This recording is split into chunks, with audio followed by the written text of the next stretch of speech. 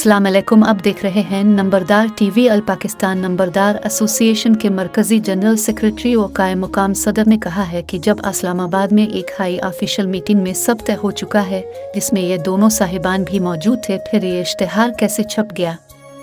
उन्होंने मजीद कहा कि कल दिन के वक्त इस मामले की छानबीन की जाएगी क्योंकि ये इंतहाई एहसास मामला है कि एक ऐसा शख्स जिसको एसोसिएशन से संगीन इल्जामात पर निकाला गया और मुकदमात चल रहे हैं, जो कि एसोसिएशन का गैर कानूनी तौर पर नाम इस्तेमाल कर रहा है। इसके साथ सरकारी अफसरान रनियो अहम ओहदेदारान के फोटो आया। ये नंबरदारों का भला कर रहे हैं, न सिर्फ अपनी सियासत चमका रहे हैं। उन्होंने कहा कि जब सब तय था तो मरकज और पंजाब में कौन है जो नंबरदारान के मुतालिबात के हक में नहीं, या फिर मरकज और सूबे में इख्तिलाफ पैदा करने की कोशिश कर रहा है। यकीनन इस इश्तिहार पर सरकारी अफसरान का फोटो लगाकर उन मुज़क्करात को सबूताज करने की कोशिश की गई जिसमें हमारे दो ही मुतालिबात थे। इंशाअल्लाह हम मुकाबला करेंगे और बेनकाब करेंगे।